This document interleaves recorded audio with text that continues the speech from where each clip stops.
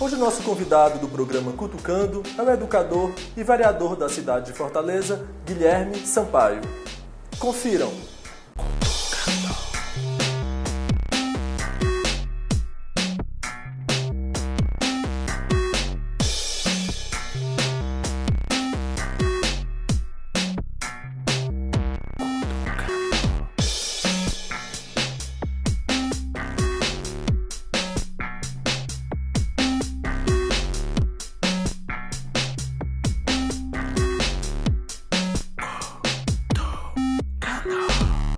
Guilherme Sampaio, é um prazer tê-lo conosco em mais um Cutucando. Vamos começar com a questão que diz respeito à cidadania. Qual a relação que o senhor vê entre educação, política e cidadania? Bom, em primeiro lugar, é um prazer conversar com os alunos da Faculdade Zinta, com você, a respeito desse tema que é tão central na construção de uma sociedade mais justa. Um dos objetivos da educação básica, inclusive na forma como está prevista na legislação brasileira, na LDB, a Lei de Diretrizes e Bases da Educação Nacional, é exatamente a formação para o exercício da cidadania, ou seja, das questões centrais, dos problemas centrais da educação básica, ou seja, daquele conhecimento que todo cidadão brasileiro, a partir da reflexão feita pelo Congresso Nacional, deve alcançar ao longo do processo do ensino fundamental e do ensino médio, é exatamente as informações e a formação no sentido mais amplo para o exercício pleno da cidadania, ou seja, para o conhecimento dos direitos e das obrigações decorrentes da decisão de viver em sociedade. Quando nós remontamos à época do surgimento das cidades, por exemplo, eu sou um parlamentar com atuação na cidade de Fortaleza, né? um parlamentar de âmbito local. E quando a gente reflete sobre a origem das cidades, nós pesquisamos e vemos que o surgimento das vilas, ainda na Idade Média, eles partem de um princípio que é exatamente abrir mão de facilidades, de comodidades individuais em troca de vantagens decorrentes das trocas sociais que o viver em sociedade proporciona. Então, naquela época, as pessoas se organizavam em cidades exatamente para ganhar proteção, para facilitar as trocas comerciais, mas em função desta decisão de viver em sociedade, elas tinham que abrir mão de uma série de comodidades. Elas não poderiam mais criar os animais da forma como criavam, não poderiam mais construir as suas habitações da forma como cada um queria. Então, o pressuposto básico de viver em coletividade, de viver numa cidade, é a conciliação entre o interesse individual e o interesse da coletividade. É esse ponto ótimo que deve ser buscado pela ação do Estado. E a forma de mediar isto, de mediar esses interesses e de construir, a partir da estruturação do Estado, esse patamar de harmonia entre as liberdades individuais e os benefícios e ganhos advindos da vida em sociedade, é exatamente a política. Portanto, essas três categorias, educação, política e cidadania, elas estão ligadas de forma muito intensa. A educação brasileira, que, como eu dizia, elege a formação para o exercício da cidadania como um dos pilares do seu ensino básico, ela tem um papel fundamental para favorecer uma reflexão da sociedade brasileira a respeito do Estado brasileiro, da sociedade brasileira, dos seus potenciais, das suas desigualdades e construir, através da formação desses alunos, uma geração que seja capaz de superar essas desigualdades. O exercício da vida pública, o exercício da política, é decorrente exatamente dessa noção intensa, plena de cidadania, que faz com que alguns cidadãos, algumas cidadãs, se organizem em partidos políticos, se organizem em movimentos sociais, em movimentos populares e se façam sujeitos de causas coletivas, nesse objetivo maior de construir uma sociedade mais justa, mais fraterna, mais igualitária, com oportunidades asseguradas para todos de modo equânime. Portanto, eu diria que são três dimensões de uma só discussão, que é exatamente a consolidação do sistema democrático e da vida justa, fraterna, nas cidades, nos Estados-nações. A social pode ser atenuada, se não resolvida, através da educação conscientizadora? Nesse sentido, como conscientizar? Quais os meios efetivos de conscientizar uma população? Bom, acho que nós temos aí um desdobramento do primeiro tema. Então, um dos papéis da educação é favorecer o pleno conhecimento da realidade. Quando nós estudamos história, por exemplo, nós estudamos com o objetivo não só de memorizar fatos, de narrar a evolução cultural, mas, sobretudo, de compreender o mundo atual, compreender os desafios que são postos hoje para a sociedade, compreender os caminhos que nos levaram até esse estágio, os equívocos que foram cometidos, os acertos que foram cometidos.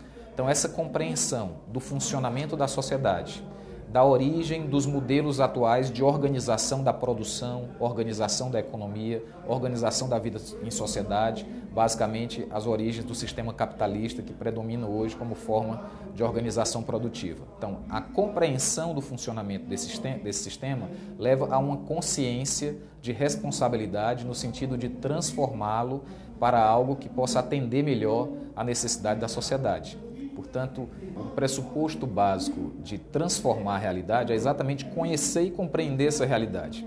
Eu não posso transformar, eu não posso ter a motivação de provocar mudanças se eu não compreendo a estrutura de funcionamento da sociedade e os caminhos que foram percorridos até construir a realidade em que a gente vive. E isso se faz predominantemente através do processo educacional.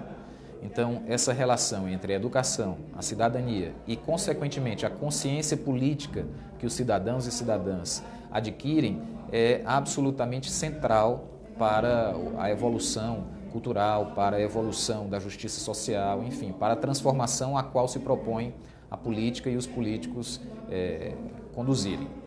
Quando nós tratamos hoje da participação dos jovens na política, nós percebemos comportamentos bastante distintos e que nos chamam a atenção. Então, muitos jovens hoje, eles avaliam a política por um viés negativo e não sem razão, porque ao longo da evolução do Estado brasileiro, houve uma mistura muito forte entre o interesse pessoal, o interesse particular, o interesse privado, o interesse de elites e o espaço institucional do Estado e o espaço da vida pública.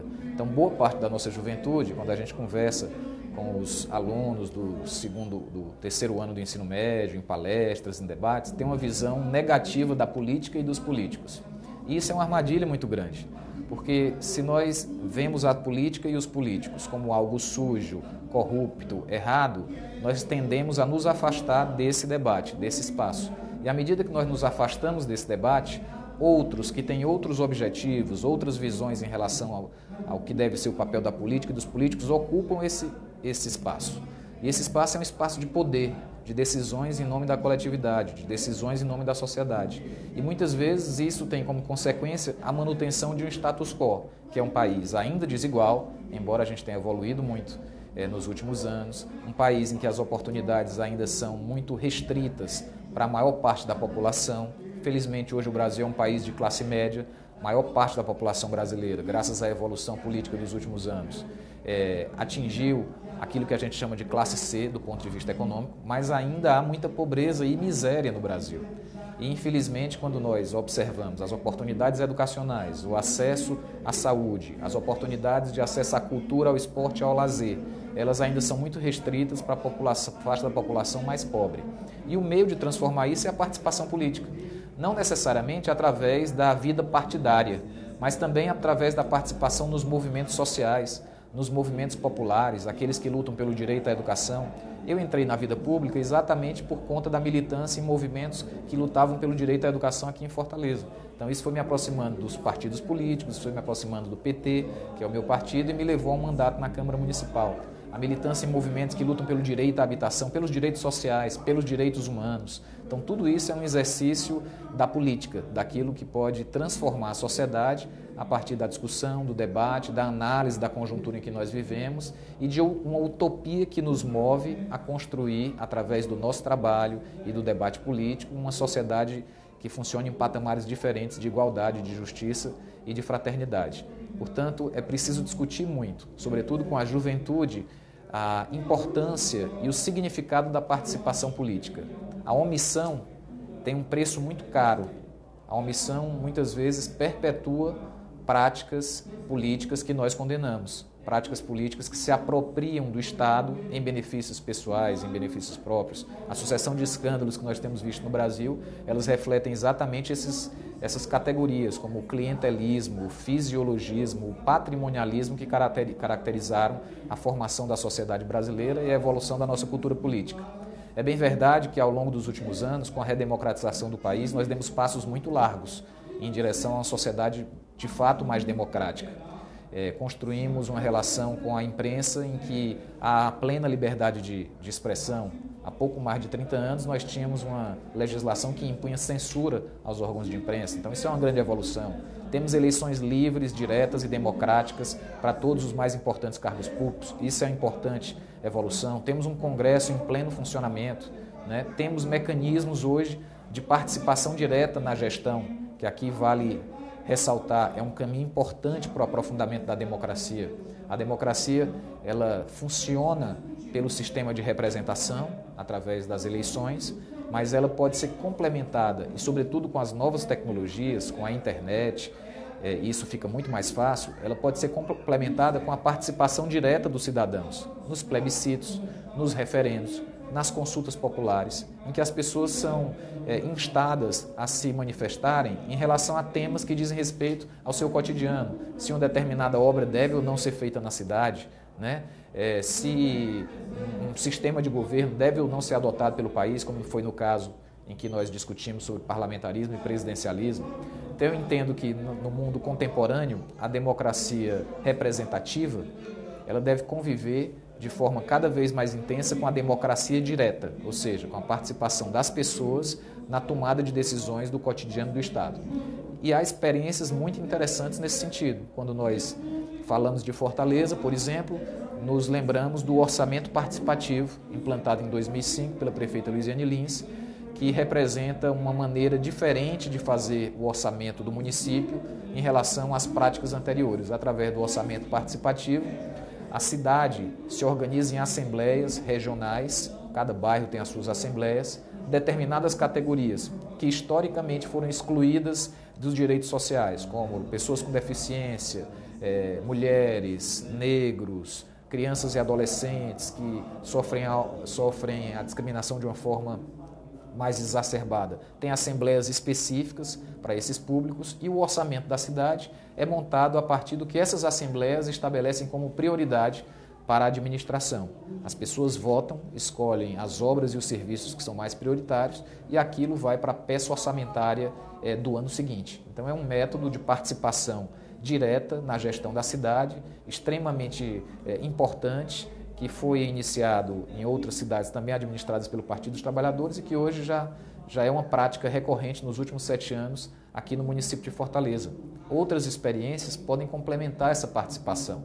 A ideia de compor conselhos para determinadas áreas de políticas públicas. Aqui na cidade, por exemplo, eu tenho a oportunidade de integrar algum desses conselhos que foram recentemente criados. O Conselho de Juventude, que reúne os movimentos de jovens da cidade para discutir as políticas públicas, cobrar, fiscalizar o governo, apresentar propostas. O Conselho Municipal de Educação, que também tem um papel de regulamentar a oferta de educação pelo município, fiscalizar essa oferta, autorizar o funcionamento de escolas. O Conselho Municipal de Política Cultural, que discute as políticas públicas no âmbito da cultura, também fiscaliza o município.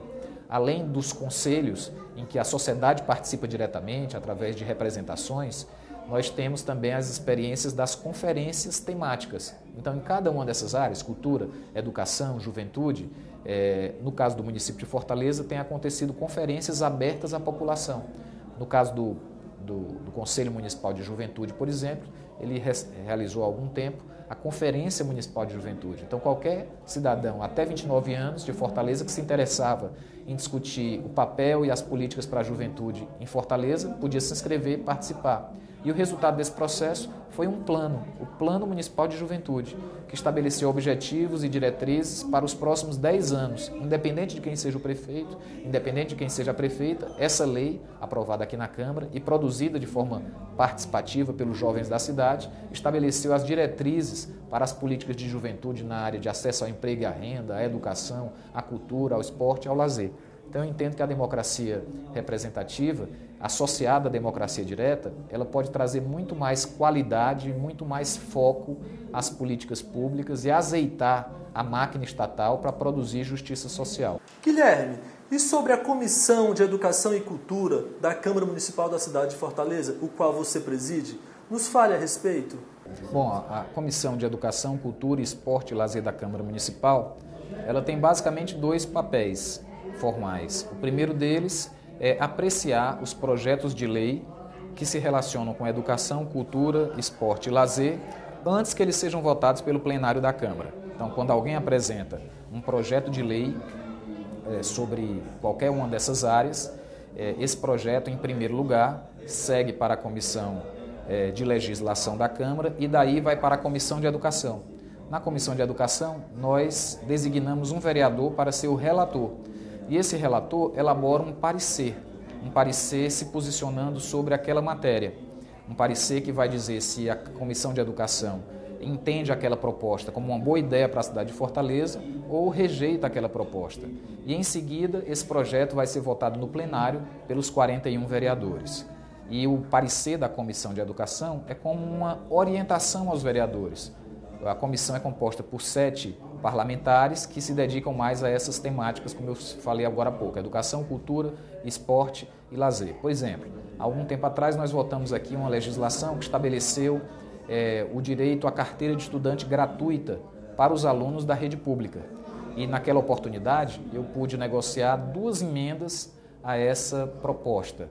Uma que garantiu a carteira gratuita também para os alunos beneficiados do ProUni, né? Acho que talvez a faculdade tem alguns alunos também beneficiados pelo ProUni, por essa legislação eles têm direito à carteira gratuita, e também para os alunos que estavam cursando os cursinhos populares oferecidos pela Prefeitura de Fortaleza, que são conhecidos como POP4, é o pré-vestibular popular que atende mais de 1.000 alunos, promovido pela Secretaria de Educação. Então, leis como essa, antes de serem votadas no plenário, são encaminhadas à Comissão de Educação, que vai discuti-las, pode propor emendas para aprimorar essas leis, e isso representa uma orientação para o plenário da Casa votá-las.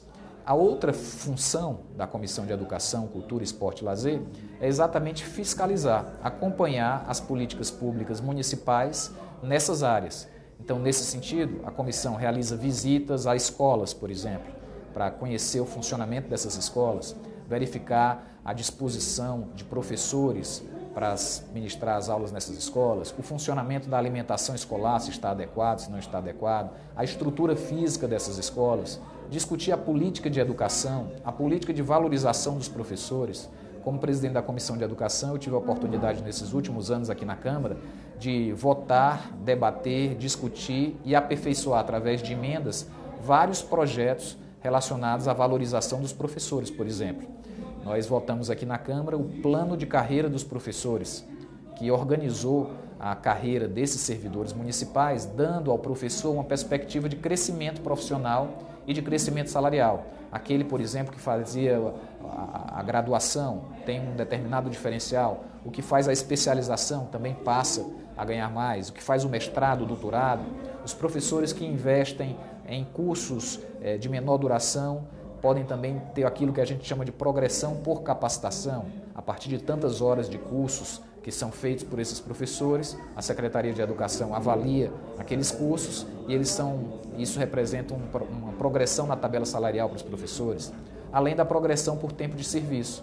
A cada 2 ou 3 anos, os professores evoluem também na tabela salarial em função do tempo de serviço. Então, esse tipo de discussão sobre a valorização do professor, as condições de trabalho, a qualidade da educação pública, fazem parte do debate cotidiano da Comissão de Educação, Cultura, Esporte e Lazer da Câmara Municipal de Fortaleza. Além disso, desses 2 papéis, que é legislar, apreciar as leis sobre educação, cultura e esporte, e também fiscalizar, a Comissão de Educação é também porta-voz da sociedade.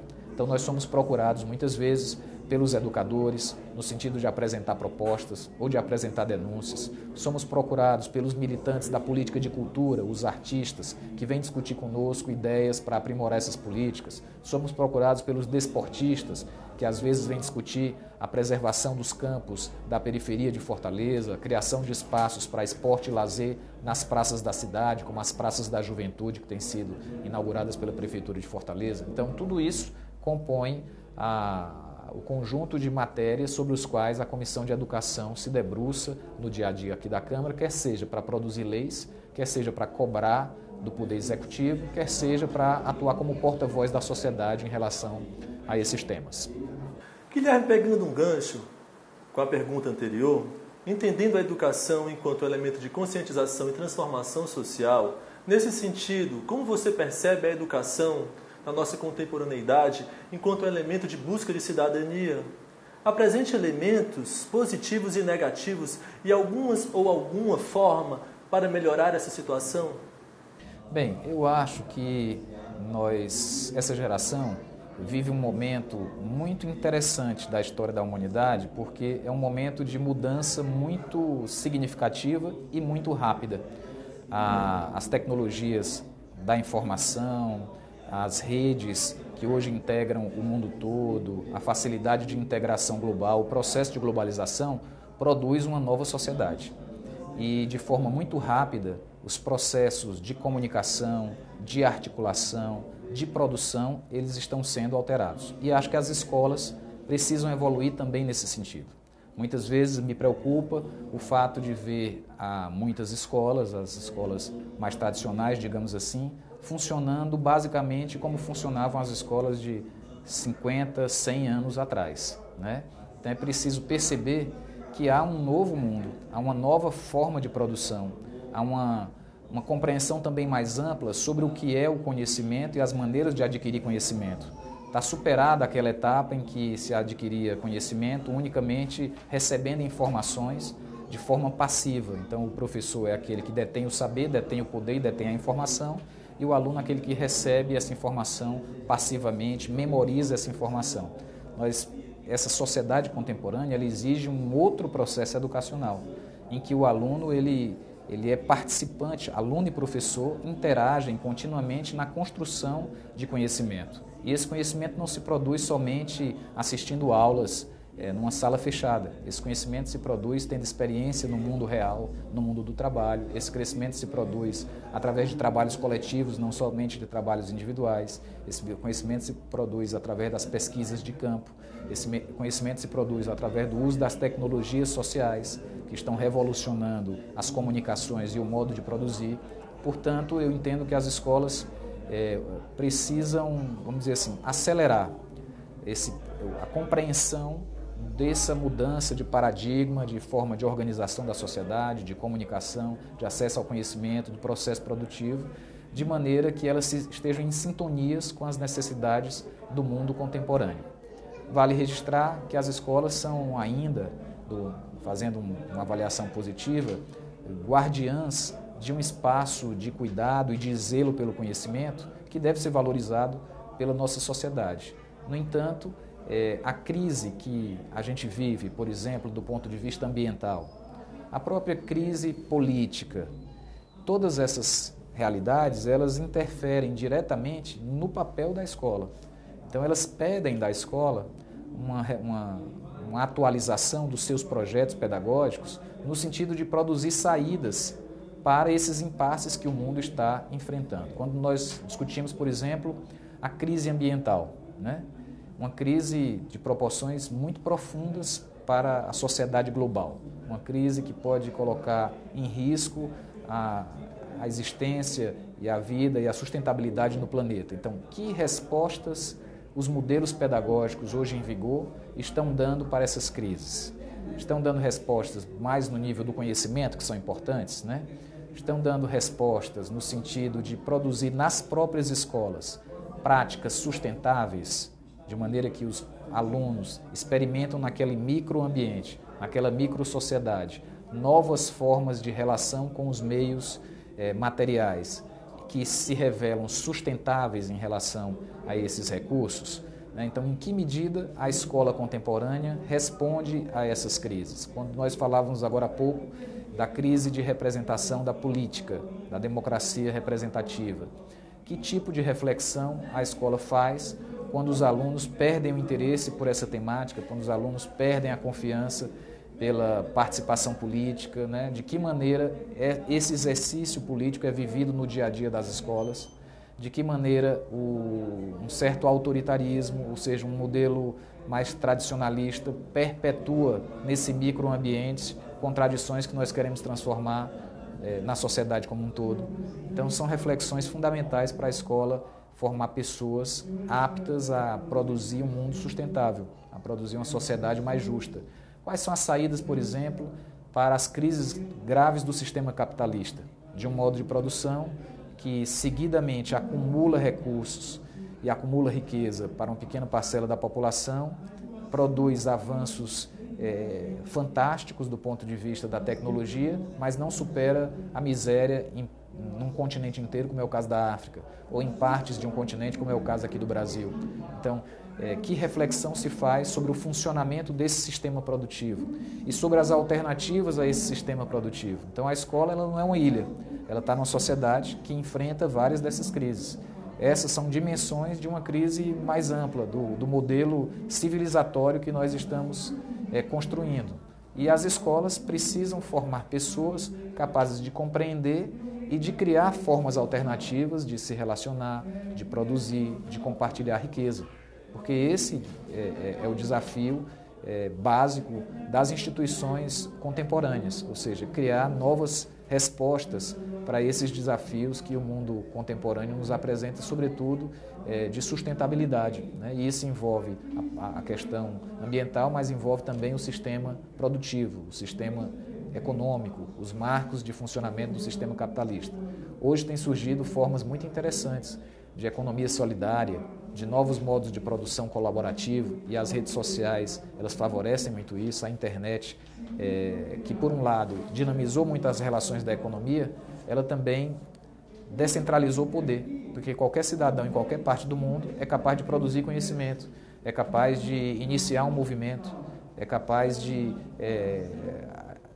introduzir uma nova perspectiva diante de problemas que são vividos pela sociedade. Então, as redes sociais, a comunicação através da rede mundial de computadores, ela abre uma perspectiva muito rica de novas soluções, de soluções criativas para os problemas da humanidade. E nossa geração, essa geração que a gente compartilha, está vivendo esse dilema. Ela tanto viveu esse modelo tradicional de sociedade, como ela já vive as consequências de um novo modelo que nasce, que produz revoluções em segundos e que depõe governos a partir de movimentos auto-organizados em que não há uma liderança única, em que não há uma relação com partidos tradicionais, com atores políticos tradicionais. Então, é um novo que vai surgindo e que as escolas têm um papel muito estratégico no sentido de favorecer o surgimento desse novo. É um bem-vindo novo, porque ele vai produzir uma sociedade que nós esperamos mais justa, que supere os problemas graves que ainda enfrentamos, uma sociedade de oportunidades mais amplas, uma sociedade sem miséria. Não se justifica com o avanço da ciência, da tecnologia, com o crescimento da economia tão grande. O Brasil hoje é a sexta economia do mundo. Não se justifica haver pessoas no mundo que ainda vivem em situação de miséria. E isso, se existem essas pessoas, é decorrência do modo de produção, é decorrência do modo de compartilhamento da riqueza. Então, essas respostas precisam ser dadas pelo sistema de ensino. E assim encerramos mais um programa Cutucando. Espero que tenham gostado e não deixe de assistir ao nosso próximo programa, na próxima terça, aqui na TV Interaja, no endereço eletrônico www.tvinteraja.com.br. Tchau.